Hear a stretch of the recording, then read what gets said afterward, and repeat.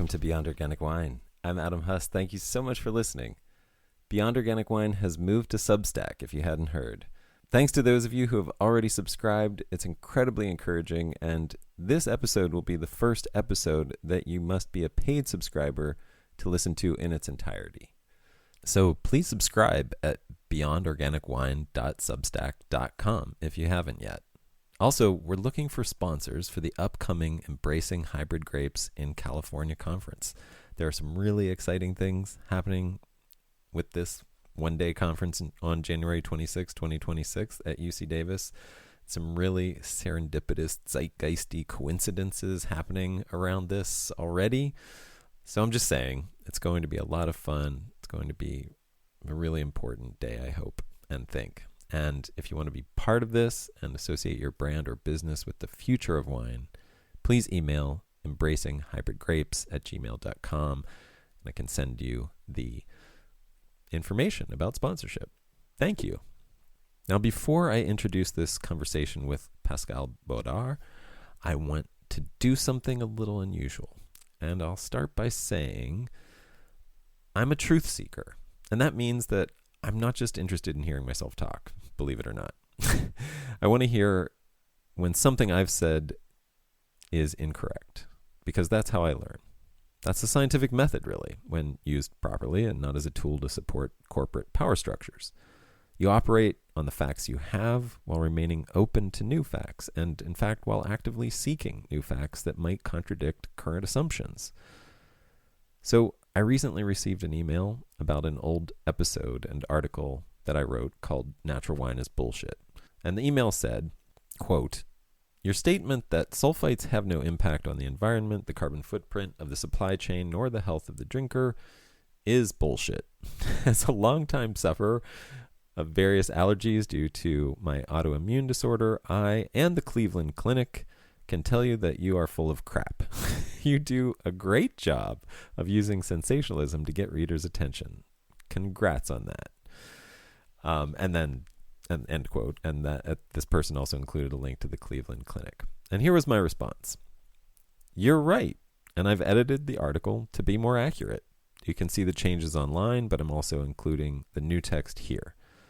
Thanks for your feedback, really. I know you were a bit pissed off at my sensationalism, and rightly so. But know that I'm striving for truth and very open to critique and valid corrections. I wrote that a few years ago, and I've learned a lot in the intervening years.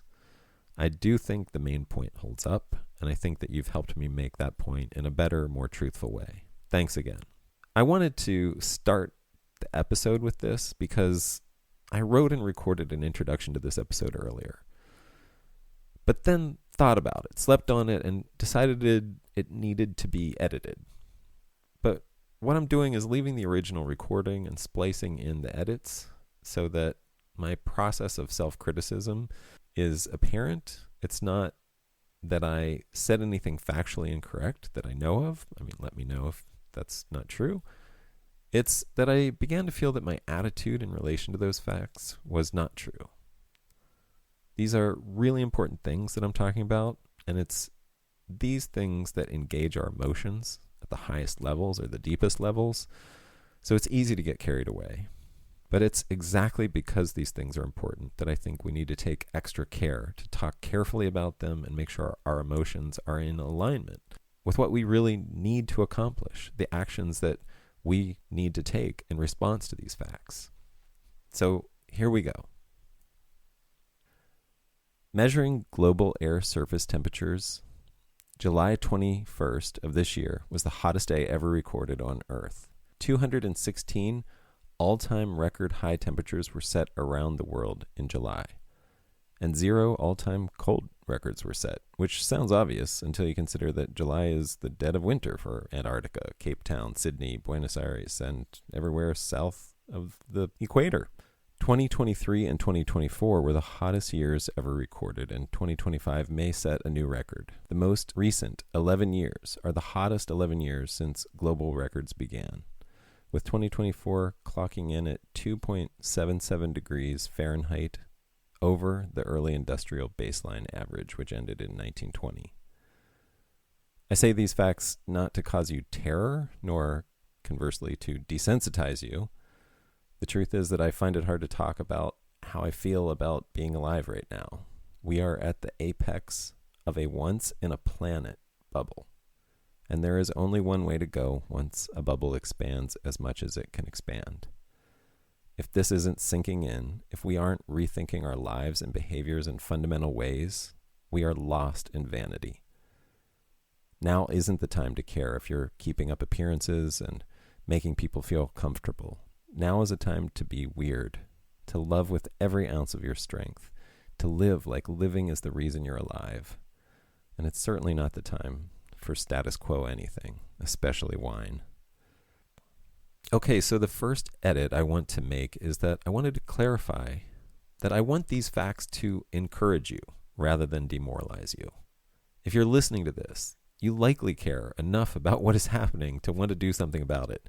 You probably already are working with wine in the best way that you can to make a positive difference, or you want to learn more so that you can. Sure, we can always do better, and now is definitely a time to think deeply about what better can be. But by telling you these things, I also want to say thank you. What you are doing is what we need. I want to encourage you because these facts are the reason, the urgency that makes all your sweat and toil out there in that summer heat or unseasonably warm winter weather worth it. While you're out there working in the oppressive heat spells and bugs and discomfort, doing the work of regenerating soils and landscapes and systems of production, remember how vitally important and meaningful it is. These facts are why it is so important. We all need you to keep doing it. This is the effort that you can look back on without regret because it was exactly what the earth needed, no matter what happens. Okay, now the next section. Here's something else I just learned that I can't stop thinking about, and of course it has no relation to the global temperature records. It's from a video that I think everyone on Earth should be required to watch, and it's called The 10 Core Myths Still Taught in Business Schools. I'll provide a link to it in the show notes. A barrel of oil, which currently costs around $60, has around 5,700,000 BTUs of energy potential, or 1,700 kilowatt hours of work potential. The average human working 40 hours per week generates 0.6 kilowatt hours per day of work. So 1 barrel of oil is equivalent to an average human working full-time for 11 years. Now, accounting for the fact that humans are actually more efficient at turning energy into work than oil-burning machines are, the real work output for a barrel of oil is more like 4 or 5 years of work for a full-time human for $60. But wait, there's more. Humans currently use 30 billion barrels of oil per year and around 70 billion barrels of oil equivalent of coal and natural gas. That's 100 billion barrels per year equivalents of dense fossil hydrocarbons that we're adding to machines around the world. And this is the equivalent of adding 500 billion person army of workers to the global economy of around 5 billion real workers every year. Yet none of this is accounted for in our current economic models. All right, and I want to add that I can't stop wondering how many of those 100 billion barrels of fossil fuel energy, how many of the 500 billion human years of work each year do we spend frivolously? How much of that is used to keep our houses within a 4-degree temperature zone when maybe we could put on a sweater or get naked? How much of that is spent driving a tractor to spray vinifera when we could grow hybrid grapes that don't need to be sprayed at all? If there's one thing we've learned from the organic movement, it's that the market is not going to drive change. The truth is that as a movement to change the way we farm, organics is a massive failure. Something like 1% of our farmland is farmed organically after 50 years of organics. Sure, things have gotten marginally better and continue to, but in terms of significant adoption of organic farming at scale, it has to be seen as a total failure. So how will we achieve the desperately and urgently needed change to the way millions of acres of even just vineyards, let alone other farmland, get farmed globally? I think through policy change. But how will we achieve policy change? I don't think it's through protesting, though activism is absolutely needed. I don't think it's through beating up on politicians, though they should absolutely be held accountable. You might think I'm crazy, but I think we will achieve policy change through love. We will achieve policy change when we establish relationships of trust and compassion and understanding with and between farmers and the people who rely on farmers, which is all of us. The burden and the risk of providing for the health and survival of the whole of society has been placed largely on the shoulders of a few private individuals who produce the food and beverages for everyone else. We need to understand that farming is the responsibility of all of us. We need to share the risk and the burden and not widen the gap between us and these farmers with hostility, blaming, and divisive political posturing. When we listen to and hear and share with farmers, they will be able to listen to and hear us as well. And we'll all be changed by this. Understanding, love changes us. And that's how change will happen. That's when those farmers will tell their representatives that the current subsidies don't work for them anymore, that the farming policies don't represent their needs and values anymore. And then the politicians will listen, and then policy will change. Okay, so here's on to the next section. Now let's add AI to this picture. A single AI data center planned for outside of Cheyenne, Wyoming, will use more energy each year than the entire residential energy needs for the entire state of Wyoming. A single data center can use up to 2 million liters of water per day, or the equivalent daily consumption of 6,500 households. The global water withdrawal for AI is projected at 4.2 to 6.6 billion cubic meters annually by 2027, which is more than half of what the UK uses each year. So the thought occurred to me, are these massive energy and water demands sustainable? So I went straight to the source and asked ChatGPT, added some fraction of a metric ton of CO2 to the atmosphere, and got this answer. Short term, which ChatGPT defines as now to 2027, sustainability is already under severe strain. Resource usage projections are alarming. Local conflicts are mounting.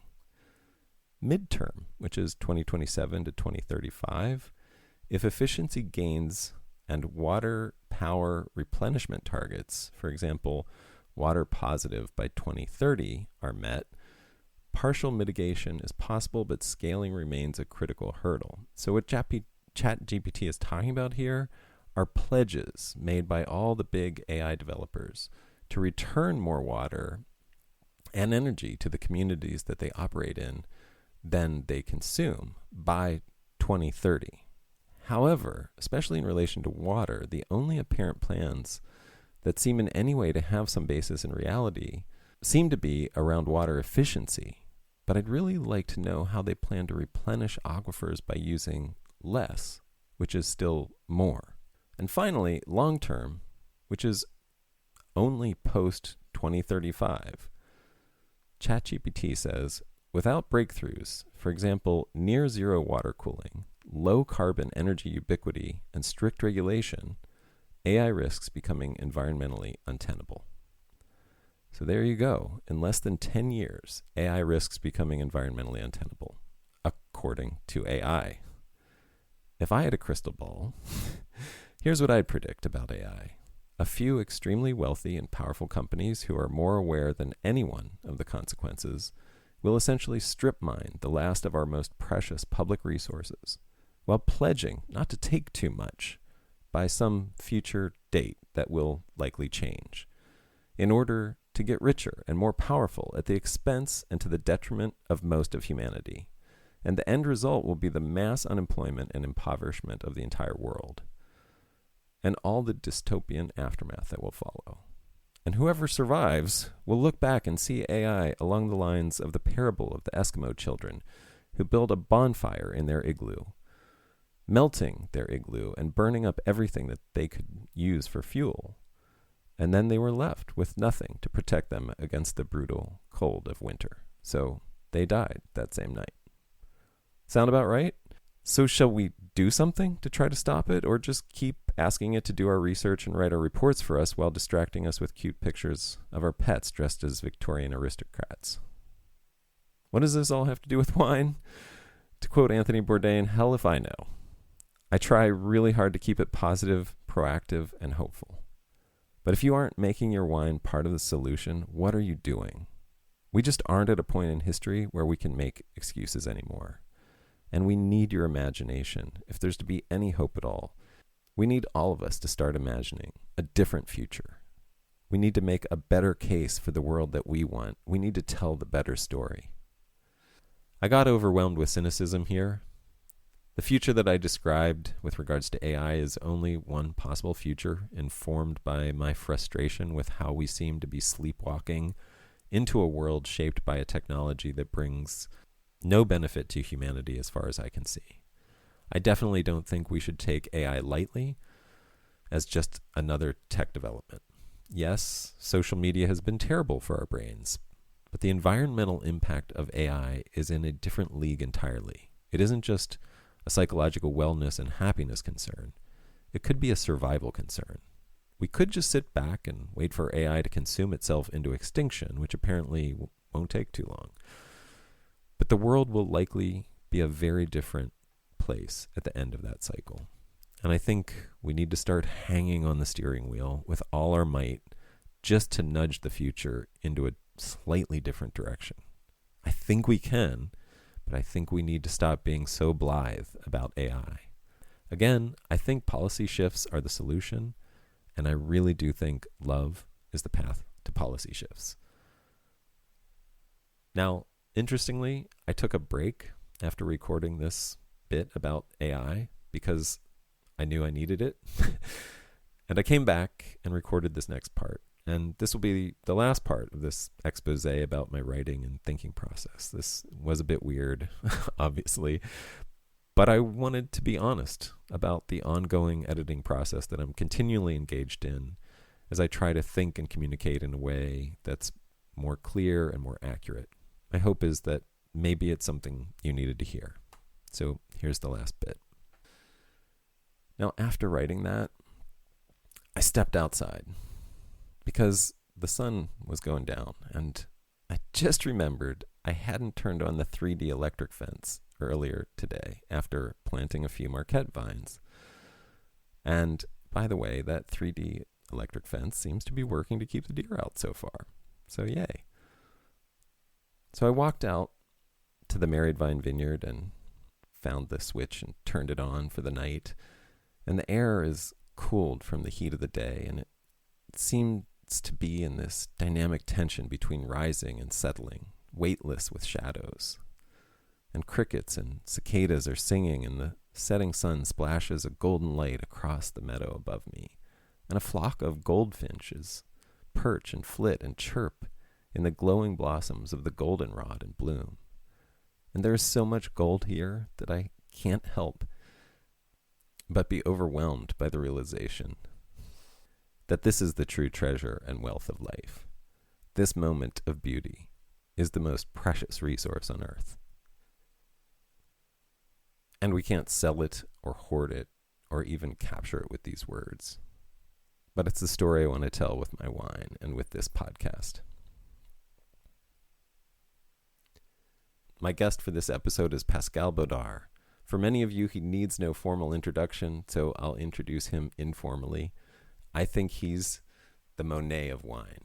He has given me the inspiration of thinking of wines as impressionist paintings, capable of expressing more than just a landscape or regional distinctiveness, but also the tastes of individual seasons and even the beauty of a single moment on earth. If you take a hike with Pascal, you'll be able to revisit the memory of that hike weeks later as a unique and delicious boozy concoction. His fermentations don't believe in nationalities or laws or borders or labels. They are playful, complex, and truly free. They hopscotch over rigid regulations and dance around strict definitions. They flirt with the possible and explore a world of living flavors without limits. His religion is the living landscape, and his God is life. To extend the painter metaphor, his palette is infinite. Pascal has a beautiful mind and a great sense of humor. He's a delight to talk to and as curious to learn as he is eager to share his knowledge. We cover too many things to list in this conversation, but just a few teasers. Sugar from insects, an incredible vinegar hack secret that he promised me not to tell anyone, some incredible low alcohol wine ideas, and just a massive dose of inspiration and enthusiasm. Enjoy. Pascal, welcome. Thanks so much for doing this. Thank, thank you too. Yeah, yeah. Oh my pleasure. It's in honor of you, my morning hike this morning on the land where I am. I did a little foraging, which I often do. I usually go looking for mushrooms, but Yay. not great weather for mushrooms right now. So I came back with some white pine and hemlock needles and some mountain mint. We have this native mint here that's like a really beautiful flavor. It's like mountain mint. It's this narrow leaf mint that's in bloom right now. Oh, beautiful. Yeah, and I put it in a pot, added some maple syrup and water. I threw in some flowers as a yeast potential with some. I put in some chicory flower and Queen Anne's lace flower and some clover flower, and we'll see. I'm waiting now. Now the waiting begins. You're gonna get a lot of wild yeast from pine needles, by the way. Oh, really? Okay, Oh yeah, good, oh yeah, good. they're absolutely loaded. Also, we have some peaches, so I threw a peach in, thinking that fuzzy skin probably collects some Yeah, yeast. and Um, pine cone, mostly like unripe pine cone, are absolutely loaded with wild yeast. Amazing! Yeah, Wow. Well, anyway, I thought, and the other thing was I brewed some sumac tea, which you've probably had, and then I'm doing like a raw honey sumac ferment to see what that turns out. nice. Yeah, sort of that citrusy, like we don't have citrus out here, so I'm looking for that citrus substitute, maybe. Yeah, it's a good Maybe. source of acid for sure. Yeah, right. And it's got a nice little tang and beautiful color, and yeah. Well, welcome. And I wanted to talk to you about your experiments with fermentation, specifically since this is a wine podcast, ostensibly at least. Yeah, It's many things, but um I wonder if you could, because I've heard some things that you've said, but I wonder if you could talk about how you feel about how people currently mostly think about wine and how that's different maybe than how you think about wine.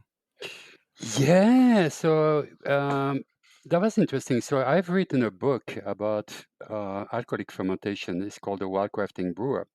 Yes. And basically, a lot of the recipe were, I didn't think of it. I was just doing, like playing with my environment. And the book is really mostly about creating creative concoctions, boozy concoctions. Some of them can be more akin to beers, some of them more akin to wine, and a lot of them cannot be defined. They don't follow the profile of a beer or a wine, so I call them boozy concoctions. Which really a lot of ancestral beverage were, I think, following that path to a large degree. People didn't care whether it was a wine or a beer or whatever or a mead. They were just, brewing concoctions for all kind of different purpose, being it spiritual or medicinal or just to get high. Um, but that was my quest. Basically, I love researching the terroir, the flavor of the land. Doesn't matter where I live. And for me, alcoholic fermentation is really one way to access it. I've written 5 books now, but 3 of the books are about fermentation, and one Yeah. of them is alcohol fermentation. The second one is lacto fermentation, and then the third one is about making vinegar. Right. And what people don't always realize, it's also they really book about foraging bacteria and yeast and invisible, things that you can forage in the environment. So I tend to be one extremely natural uh, to the extreme, and Yeah. then also I tend to go for raw fermentation, and I Yeah. also tend to go for wild yeast only. So that's it was not like that exactly when I was writing my first book, the Wildcrafting Brewer. But it was an interesting experiment, and my interest started really 2 years ago when I came across some interesting wine that were done in France and Belgium in the old days, made with tree leaves. Yeah. So I know we're doing something about wine today, but just to, if somebody's listened to me, I'm not doing wine with grapes. Pretty much, I do pretty much Right. wine with everything else but grapes. But if I find some wild grape, I will do it. But so far, I've never had found enough to do it. But I do. So what I do is really country wine, blackberry wine, elderberry wine, crazy wild berries that nobody heard of that you can find locally. For example, here in Southern California wine, but also roots, leaves. If I can ferment it and make a wine out of it, is fair game. But I became fascinated with like so I go back to the discussion. I was really fascinated with some of those leaf wine, and I've never heard of it. And I was really going like, damn, I missed that for my first book.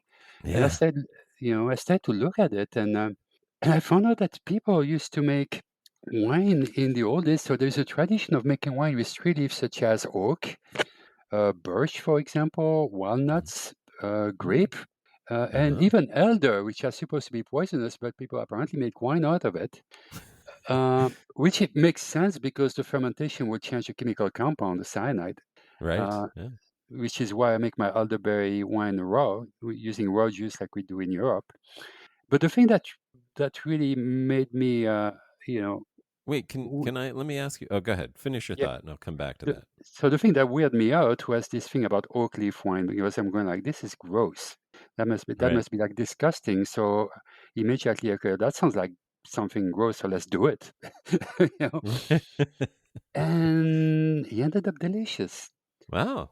And I'm like, I mean, this was crazy. I mean, it's a simple recipe. You take some young oak leaf and you boil them, and you can put a little bit of additive, lemons, and sometimes ginger and stuff. But it's mostly oak leaf, and you boil it, and then you ferment it, and you will think it tastes disgusting, but through the aging and through time aging and the fermentation process, you end up with something that is super interesting, slightly nutty, not too tannic, um, kind of a little bit of floral quality, in my opinion, and it blew Hmm. me away. I made it. I didn't make it too correctly. I was I added sugar at the end. I added a little bit too much sugar, so it ended up quite a sweet wine. But I was impressed enough that I went like, I'm really missing something here. Mm. I wanna, and I started to really look at those wine and go like, I know I did this book about the wildcrafting brewer, but I think there is something that I'm kind of missing, and I should really look back into those herbal wine and country wine and roots wine, leaf wine. I mean, I call them herbal wine. So Yeah. looking at those herbal wine and a country wine from a new perspective, and also with the added experience of many years, because I think I wrote my book, The Wild Crafting Brewer, in 2018, and I've been brewing ever since. So Yeah. so I'm like, yeah, I'm kind of like revisiting the subject. I love it. That's great. Yeah, I mean, what I love is there's such a freedom to your thinking, your acting about this. Like you are not constrained by dogma or, sort of prejudice or anything else. And it's Oh, such a beautiful way to approach fermentation. Is like you talk about playing with it. I'm just like, there's so yeah, much fun with that. And oh yeah, yeah, I mean, it's that. I mean, I've heard you say, I mean, that the rules that you follow. It is that the flavors are the rules. Like instead yeah, of thinking about yeah, this very narrow perspective on it must be grapes or it must be a specific kind of grapes, you're sort of right, like, let's just build flavors that we like to drink. Kind of thing. yeah, yeah, So, and yeah. that No, reflect the place. I mean, I guess that's my question for you. Go ahead. I mean, you should talk over me because I can no, no, talk. no. But that's what I was saying. Like that's why there is no rule because I'm really looking for the flavor of the terroir. I So was that I, just gonna ask that. Yeah. Yeah. The, So I s- basically don't have any rule. My only rule is, I want the flavor of the terroir. And to be honest, this is one thing that also uh, got me interested into making the wine is that for the first time, despite having written that book and I've done fermentation for a year, for the first time I said, you know what? Before I really go too deep on this wine thing, I'm gonna go. online and buy a kit like everybody else does. Because I Uh-huh. never did. I never did. I Uh-huh. never, So I bought the kit, and I got the kit, and I was horrified. And from my perspective, there's nothing wrong, but I'm just saying, from my perspective, I was kind of horrified because most of the package were chemicals. Yeah. Yeah. And I was like, you got the Camden tablet, you got the cleaner, you have the tannin extract, and the list goes on, and the pectin enzyme. And I was like, oh my God, Yeah. you know. And Yeah. I'll be honest, I had no idea of the amount of chemical compound that can be used. So I started to do research, and I got a great book. Let me see if I can find it right now. Uh, you can talk for 1 minute while, Yeah, yeah. while I'm going to look for the book. You know, Well, I mean, and the horrifying thing is, of course, like ingredients don't have to be listed on commercial, the stuff that you buy in the yeah. grocery store that's Oh yeah. called wine, and Yeah. they include all those things that you got in your kit and then some often, like things like mega purple or whatever, just nothing again, like some of them aren't chemicals, some of them are just additives, and Right. it's Yeah. like Yeah. And but I bought this great book called The World of Natural Wine. the world That of natural wine. that I'm reading is from Aaron Iscott, and it's really a French book, but it's written in English. Okay. Uh, but it's all about natural wine, and what's in natural wine, those are like the extremists who don't even think about organic. They go beyond organic and go, Nothing. natural. That means absolutely nothing, nothing, nothing added to it. Right, right. But if you take a look at Well, I think I mean, they're listing like all the stuff right now. Like I have a picture in front of me, and the conventional wine, the amount of chemical compound is like 40 or something that they will be using. yeah, Uh, yeah. and again, it's not always chemical Up compound. I to mean, 70. Yeah. up to 70, but even the organic wine is terrible Yeah. Yeah. when I look at that. And then you have the biodynamic wine, which can use maybe 6 or 7. And then there's the natural wine where you have the more radical people, which basically do nothing. Kind of, Right. kind of, Sort of.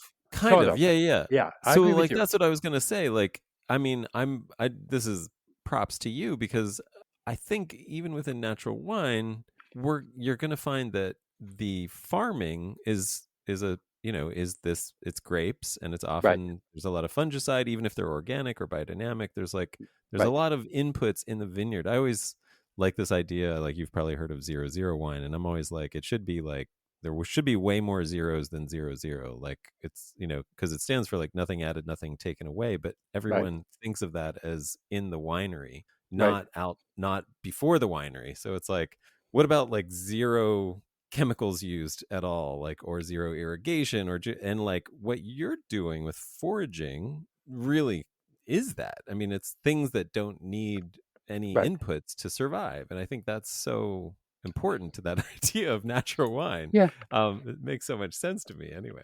Yeah, but one thing that got me interested, and there is things that are right of to, I mean, there is a reason why people are using some of those chemical compound and other additive to wine, uh, and of course, one of the big one is for sure commercial, so that when people buy a wine, they're gonna get the same wine, Yeah, that pretty much consistency. consistency, yeah.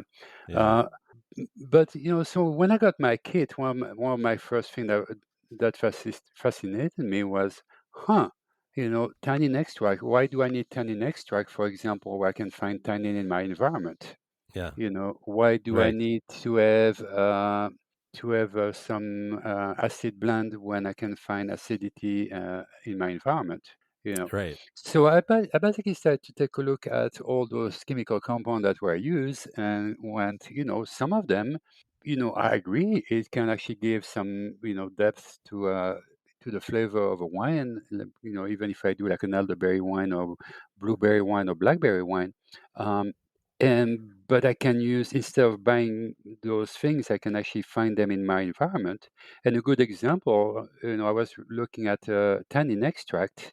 So I did some research and I said, well, I have all kind of different oaks in California, and I managed to do some research and found out that the exact amount of tannin found in the local oak from different scientific paper. And Yeah. then I did some calculation and realized to have 1 teaspoon of the regular tannin extract that you get that you have to buy from the store, I can use 10 grams of my local coast live oak, for example. Like the leaves, you mean? No, the Or bark. oh, the No, no, bark. no, the Yeah. bark, the wood itself. The wood. Yeah, yeah, Yeah, yeah. yeah, yeah.